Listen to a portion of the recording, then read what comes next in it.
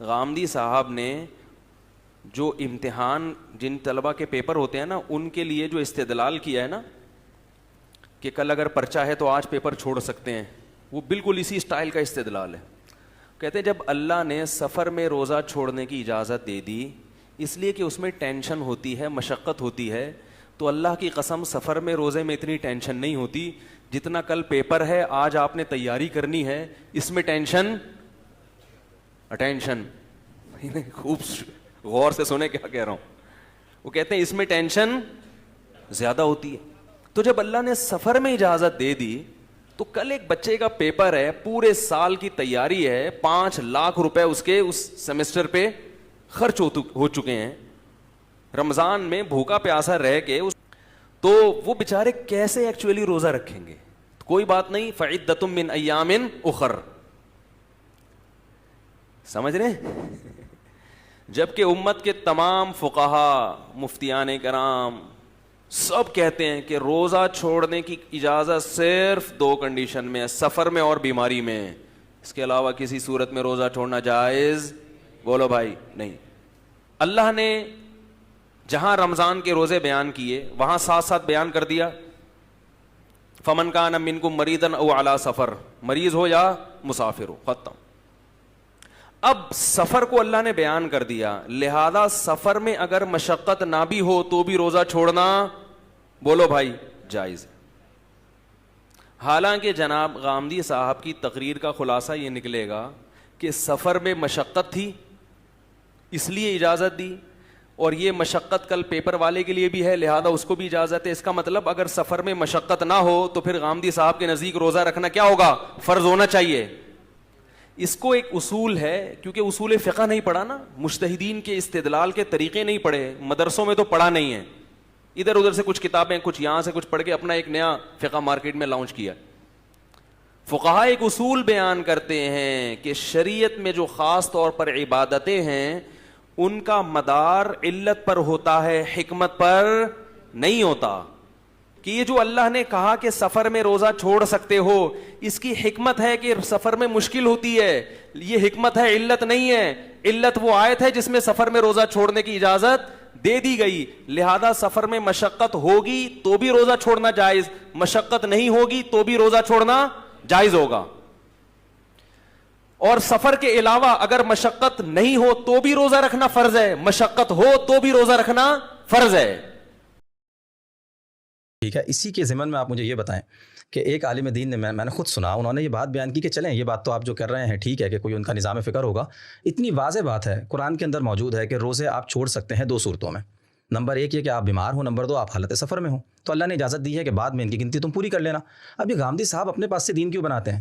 انہوں نے لوگوں کو جو طالب علم ہیں اور اگر وہ امتحانات کی مشقت میں ہیں ان کو بھی چھوٹ دے دی, اور ان کو یہ کہا کہ آپ ایسا کیجئے کہ امتحانات کی وجہ سے اپنے روزے چھوڑیے اور بعد میں پھر کسی وقت ان کو مکمل کر لیجئے. اب قرآن واضح کہہ رہا ہے کہ 2 صورتوں کے اندر چھوڑنے کی اجازت تھی روزوں کو, آپ یہ تیسرے کہاں سے لے کر آ گئے؟ ان سے پہلا سوال تو یہ کرنا چاہیے ہے کہ ہم تو جہاں سے بھی لے کر آ گئے پہلے جا کر اپنے فقہا سے پوچھیں کہ یہ انہوں نے مرضعہ کو جو بچوں کو دودھ پلاتی ہے ان کو رمضان میں کیوں روزوں کی رخصت دی ہے؟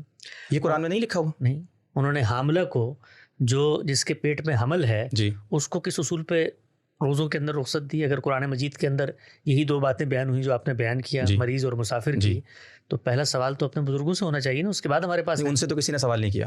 کیوں نہیں کیا؟ ان کو شاید پتہ نہ ہو. نہیں پتہ کیوں نہیں ہوگا؟ یعنی وہ اپنے علم کو جانتے ہیں, اس پورے کے پورے تسلسل کو جانتے ہیں. یہ وہی چیز ہے کہ آپ اگنور کرتے ہیں اس بات کو. پہلا نقطہ تو یہ ہے کہ پہلے تو غامدی صاحب سے بعد میں پوچھیں گے ہم کہ انہوں نے کسی شخص کو مشقت پہ کیوں رخصت دے دی. پہلے تو خود اپنے علم کے پس منظر میں جا کر یہ دیکھیں کہ کیا فقہا اس کو ایسے بیان کرتے ہیں, کیا علماء اس کو ایسے بیان کرتے ہیں کہ مسافر سے مراد صرف مسافر ہے اور مریض سے مراد صرف مریض ہے, کیا مرضعہ مریضہ ہوتی ہے, کہ حاملہ مسافرہ ہوتی ہے, کس بنیاد پہ رخصت دی ہے؟ یہ پہلی بات. دوسری بات یہ کہ رخصت ہے, سفر ہے, نماز کے باب میں آپ جا کر دیکھیں وہاں پر کیا ہے, وہاں پر بھی یاد دیتے ہیں کہ نہیں دیتے؟ یا وہاں پر صرف غامدی صاحب نے کہا ہے کہ نماز آپ قصر کر لیں؟ نہیں, سب دیتے ہیں. سب دیتے ہیں. کیسے دیتے ہیں؟ قرآن مجید نے تو کہیں پہ جو عام سفروں کے اندر شاید حالت جنگ کے اندر میرا خیال ہے حالت جنگ کی بات ہے, تو حالت جنگ کی بات کو آپ نے کیسے عام سفروں پر امتداد کر لیا؟ یہ سب کی سب باتیں جو ہیں یہ علم کے پس منظر سے عدم واقفیت پر مبنی ہیں. قرآن مجید جب کسی چیز کو بیان کرتا ہے تو اس کے پیچھے کوئی علت کار فرما ہوتی ہے. ٹھیک ہے. مطلب مسافر کو کچھ ہوگا نا جبھی روزے کی رخصت دی گئی ہے, مریض کو کچھ مسئلہ لاحق ہوگا نا, تو وہ مسئلہ اصل چیز ہوتی ہے. وہ مسئلہ جہاں پایا جائے گا وہاں پر اس حکم کا امتداد ہو جائے گا. یہ جو ہمارے علماء قیاس کا پورا عمل کرتے ہیں یہ کس بنیاد پہ کرتے ہیں؟ یعنی کہ یہ کہتے ہیں کہ قرآن مجید نے صرف خمر ممنوع قرار دی تھی, یہ غامدی صاحب آگے بڑھ کے کہتے ہیں ہر نشہ ور چیز ممنوع. یہ کہا ہے انہوں نے؟ نہیں, وہ تو ہر نشہ ور چیز کو کہیں گے کہ ممنوع ہے. یہ دین کے ہر باب میں یہ چیز ہو رہی ہوتی ہے. یہ آپ نے ذکر کیا تھا ابھی کہ جنگ کی حالت میں منع کیا گیا, تو وہاں پر بھی ایک لفظ ہے ان خفتم, اگر تمہیں اندیشے کی صورتحال لائق ہو. تو قرآن میں تو جنگ کے پس منظر میں آئی ہے. خود رسالت مآب صلی اللہ علیہ وسلم نے عام سفروں کے اندر اس کا اطلاق کیا. صحابہ نے پوچھا کہ یا رسول اللہ تو جنگ کے بارے میں نہیں تھا؟ تو انہوں نے کہا اللہ کی عنایت ہے, مشقت کی وجہ سے ہے, تو عام سفروں میں بھی اس کو کرو. تو یہ ساری بحثیں ہمارے علماء اس وقت دوسرے دور میں داخل ہوئے ہیں. پہلے دور میں فتوے کی زبان تھی, الزام کی زبان تھی, لیبل کرنے کی زبان تھی. دوسرے دور کے اندر اب وہ آئے ہیں تضادات واضح کرنے میں. تیسرا دور آئے گا جب وہ ہمارا مطالعہ کریں گے, اور چوتھا دور آئے گا کہ جس میں وہ لوگوں کو بتا رہے ہوں گے کہ غامدی صاحب بھی ہماری فکری روایت ہی کے آدمی. بہرحال بات صرف غامدی صاحب کی نہیں ہے, کوئی بھی اہل علم ہو مطالعہ تو کرنا چاہیے. جب تک آپ اس کا مطالعہ نہیں کریں گے تو اس کی بات کو سمجھیں گے کیسے؟ اسی بات کو میں آگے بڑھاتے ہوئے پوچھتا ہوں, جیسے آپ نے کہا کہ احکام بالعلل ہوتے ہیں, اپنی علت پر مبنی ہوتے ہیں, تو اب آج کے زمانے میں تو سفر بڑا آسان ہو گیا ہے. لوگ آرام سے بیٹھتے ہیں, 2 گھنٹے کے اندر دبئی پہنچ جاتے ہیں. تو کیا ایسی صورت کے اندر پھر انسان سفر کے اندر بھی روزہ رکھے گا؟ پھر روزہ نہیں چھوڑ سکتا؟ اسی طرح قصر کی نماز کے بارے میں بتائیں. انسان فیصلہ کرے گا. اگر حکم کوئی انسان سے متعلق ہے, مفتی صاحب فیصلہ کیوں نہیں کر رہے؟ اس لیے کہ مفتی صاحب مسافر نہیں ہے وہاں پر. یعنی مشقت اگر تو مجھے بھی وہی لاحق ہوتی ہے تو میں مفتی صاحب تک ٹرانسفر کر دوں آن لائن, وہی مشقت تو وہ مجھے بتا دیں.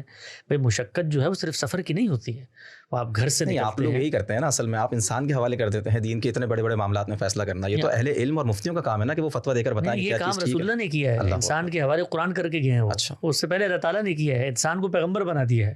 تو انسان مخاطب ہے دین کا. اچھا, علماء اگر یہ چاہتے ہیں کہ انسان ان کی رائے پر چلے تو رائے واضح کریں ان کے اوپر, اور رائے اگر دلیل پر مبنی ہوگی تو انسان کو انسان اور جانور میں تقسیم کرنے کے بجائے وہ آپ کی رائے کا قائل ہو جائے گا. رائے بتائیں اپنی.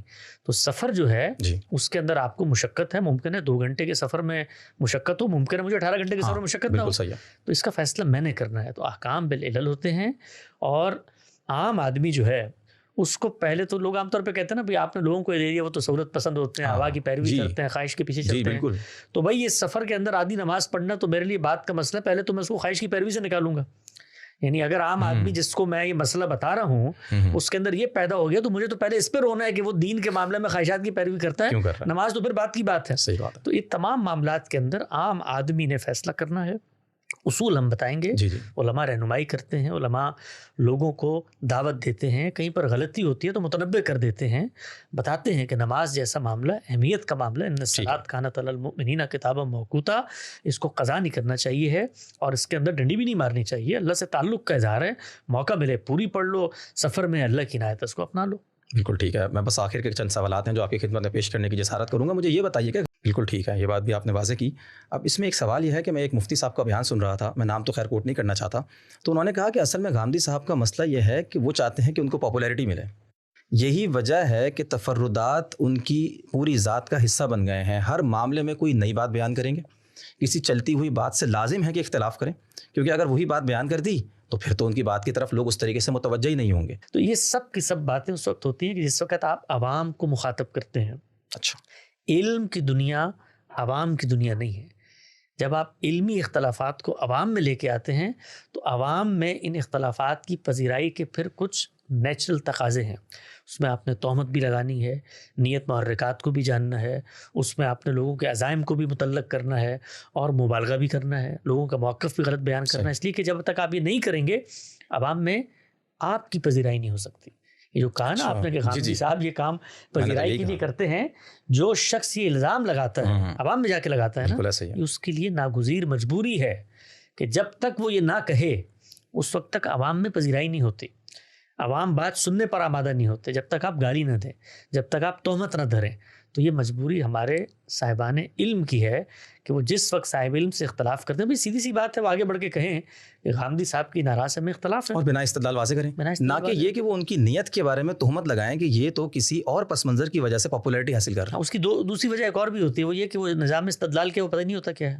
وہ پتہ کرنے کے لیے پڑھنا پڑے گا، وہ پڑھنے کے لیے کتابیں کھولنی پڑیں گی، وہ کتابیں کھولنے کے لیے جو کشمکش آپ نے دینی ماحول میں پیدا کر دی ہے اس سے وہ صرف نظر کرنا پڑے گا.